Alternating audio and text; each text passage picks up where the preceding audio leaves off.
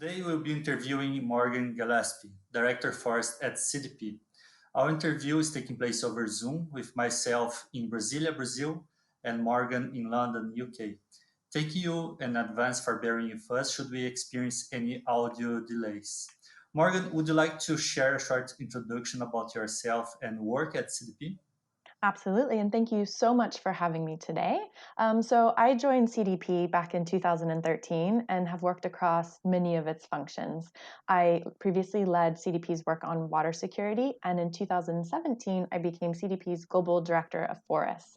In this role, I focus on driving disclosure, on transparency and action on the topic of deforestation, and we work with a number of different stakeholders, companies, financial institutions, international and national policymakers.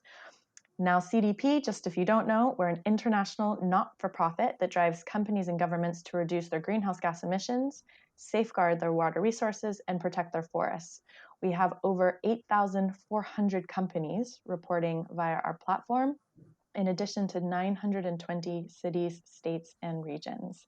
And soy, of course, is one of the commodities that we focus on as part of CDP's forest work.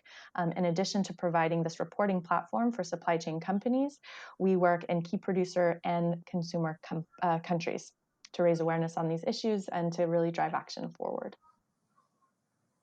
Great, many thanks for this introduction. And we'll be speaking to Morgan about her work removing commodity driven deforestation in company supply chains with a particular focus on soy.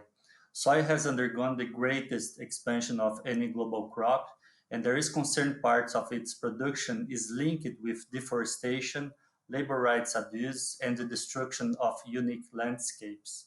In response, Proforest, with the support of our partners WWF and the Global Environmental Facility, have developed the Soy Toolkit, a one-stop shop to support companies and the responsible sourcing of soy. It simplifies the wide array of existing tools by combining the most relevant ones into a practical framework, empowering companies to identify risks in their own soy supply chains and take actions.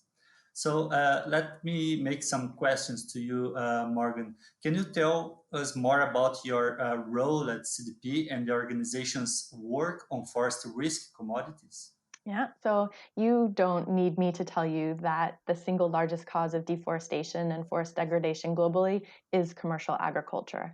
The unsustainable production of supply chains of these commodities present significant business risks in addition to negative environmental impacts on land, on water, on biodiversity, and in fact contributing to climate change. CDP, we act on behalf of 515 investor signatories. So these are large financial institutions that support our work. They currently represent $96 trillion of assets under management. In addition, we're supported by 19 purchasing companies. Now, CDP Forest provides a framework for action through a questionnaire that we issue to these companies on an annual basis. And this framework for action, this questionnaire, supports companies in how they can measure and therefore manage their forest-related risks and opportunities. We encourage them to transparently report on their progress and then to commit to proactive action for the restoration of forests and ecosystems. So our work focuses on 5 critical forest risk commodities: cattle, palm oil, rubber, timber, and of course, soy. In 2019, just last year, we also began collecting data on biodiversity impacts, focusing on the metals and mining sector. So across these sort of commodity and sort of biodiversity impacts, last year in 2019, we had 543 of the world's largest publicly listed companies, most impactful companies, engaged in these sectors that reported via the CDP platform. Thank you very much. That is a very helpful overview. And what are some of the barriers to sourcing responsible soy? And how can brands overcome them? I mean, that's such a big question, and there's so many different ways you could answer it. So, CDP is a data organization, and I want to frame my answer from that data perspective. So last year, so that 540 odd companies that reported, 106 of them reported on soy specifically. So we had a data analysis of 106 companies in 2019. Of that sample, 44, about 42% of them identified risks with the potential to have a substantive financial or strategic impact on their operations. Now, these risks range. They were physical risks, such as droughts or floods impacting production. There were regulatory risks, and there were also reputational risks. And this is something that we're seeing quite a lot today, right, in what's happening in Brazil. So overcoming these risks to ensure responsible sourcing of soy is challenging, but CDP's framework or questionnaire focuses on a number of actions to kind of support companies in doing this. I want to talk just about two. Firstly, we think that all companies need to have a policy.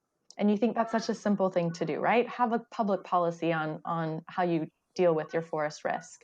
But a robust, publicly available policy that includes a commitment to eliminate deforestation and or conversion is actually pretty rare. We had 58% of companies report having some sort of policy in place last year. So it's almost 2/3, pretty good. But only 20% actually have a policy that includes this critical commitment to eliminate deforestation. Secondly, and as you guys know, it is difficult for customers and investors to really decipher between sustainable sources. The biggest demand for soy is really for animal feed, and therefore it's hidden in kind of the end products. And this is really one of the reasons that we believe that certification is such a great mechanism for those engaged with the soy supply chains. And making sure that certification is robust, so for example, what the Roundtable of Responsible Soy is doing, is really critical. Again, unfortunately, our data shows that certification in the soy sector is still far, far, far from the norm. In 2019, only 5 companies reported having at least 90% of their soy certified from a no deforestation compliant certification. And less than a third, so it's about 31%, use soy certification at all. Now, that sounds really bad, but it's even worse when you compare it to 73% of companies that are using certification for timber products and 77% of companies that are using it for palm. So there's a lot of opportunities within the soy sector specifically to drive this forward. Indeed, yeah. And what milestones must be achieved this year by the retail and food sector to meet deforestation and conversion-free soy commitments? So I'm going to go a little bit off piste here with my answer. And I think that if the COVID crisis has really taught us anything, it's that we are so, so deeply interlinked in a way that perhaps we knew, but we didn't really feel before. And the same is true for companies in the soy sector. So what we think really needs to happen is to accelerate collaborative action across the entire value chain, ensuring that purchasing companies are working with their suppliers to find practical and pragmatic solutions to face their specific challenges. And here, our data has some positive news.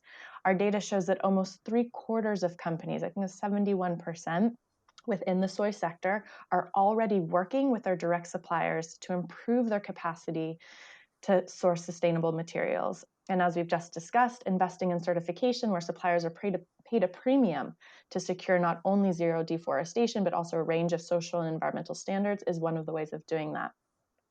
Another example of such collaboration is emerging approaches towards addressing deforestation across entire jurisdictions or landscapes. So Mato Grosso, as I'm sure you're aware, is often dubbed as one of the leading examples of such efforts at jurisdictional level. We need more companies to engage with these interventions so that we can achieve greater impact. And lastly, we're seeing several leading companies investing in action on the ground to really secure sustainable sourcing districts, for example, via the Sahara Funding Coalition. With enough actors, this initiative could stimulate more immediate action to stop deforestation by spreading the increased production costs for forest risk commodities throughout the supply chain, and also by financially incentivizing farmers to produce soy sustainably. So that collective action for us is really that critical milestone that needs to happen this year. Great, many thanks. And in terms of markets, as you know, China is Brazil's biggest customer. And what risks and opportunities has CDP found that soy buyers in this region should be aware of? So, despite COVID and the African swine flu, China's meat consumption and its demand for soy has not reduced, right? Brazil, as you just said, really is a key supplier to China. And so, therefore, China needs to think about, and Brazil needs to think about long term agricultural sustainability. The other side of this is that China does have increasing reliance on Brazil to source its soy, particularly as it's been shifting away from sourcing from the United States.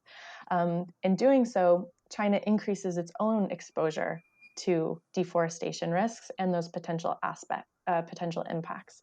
So Chinese buyers really need to think through how they can continue to source sufficient quantities of soy at the right price for the long term. And that will likely require working closely with their suppliers to identify and leverage opportunities that are linked to the sustainable production of soy. In terms of addressing the risks, the opportunity we think lies not only in a company's decision to purchase sustainably sourced soy, but also in investing in the sustainable production of soy to ensure those long-term access. We also think that it's really prudent to act now. Forest production related efforts we think would be particularly marketable in China. They're very much in line with the country's ongoing environmental efforts. So, for example, the government has led a grow more trees and create larger forest movements for a few decades now. And consumer awareness across this issue is pretty high. So there's an opportunity for companies to really jump on board and include an ecologically important country like Brazil into this topic, and it would support Chinese companies. It would support Chinese companies in building greater recognition for its customers, therefore, leading to a win-win result for everyone involved. Great, many thanks. And you have mentioned some key aspects of for a company to implement a responsible sourcing program, like having a responsible sourcing policy, for instance. And this leads to my next question, which is related to the Soy Toolkit, which is a free online resource for organizations looking to source sustainable soy. And how do you see the 5 key elements supporting companies in their efforts? So firstly, we just want to say, CDP is hugely supportive of the Soy Toolkit. It includes 5 elements that really guides companies to develop sound policies, commitments, and implementation plans.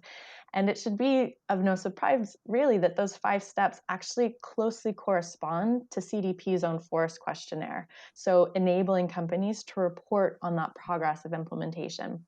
So I know we don't have time to go through all 5, but I just wanted to highlight sort of three here.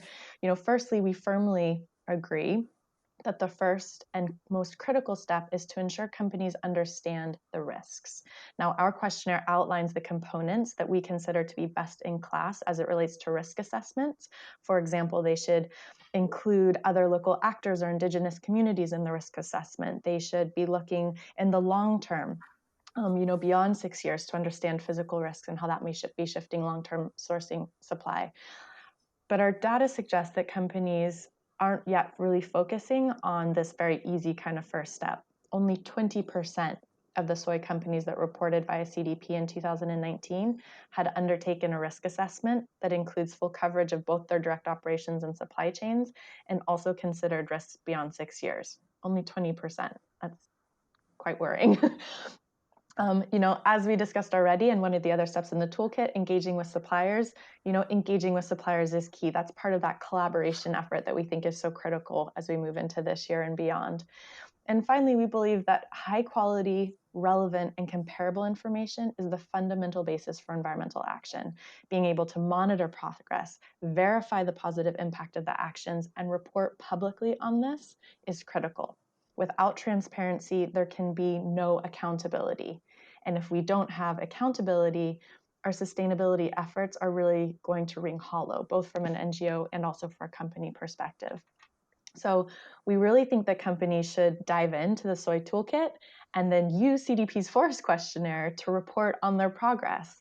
We are both here, CDP and Proforest, here to support companies on their journey, and we really encourage them to take that really critically important first step. We're also going to be working more closely with Proforest this year to promote the toolkit to companies, so watch this space for more information on our resources and on our webinars. Great, many thanks, Morgan. Proforest also looks forward to working with CDP this year to promote the Soy Toolkit. And we reached the end of our interview. Thank you very much for your time today. It's been extremely interesting to learn more about CDP's focus on driving disclosure, transparency, and action on the topic of deforestation. And we hope this insight can be used by companies to strengthen their own supply chains. As part of the Soy Toolkit, we are offering free of charge training for sourcing, procurement, and sustainability teams wanting further support with responsible soy sourcing. So please email us at soytoolkit@proforest.net and we'll be in touch. Thank you very much. Thanks so much.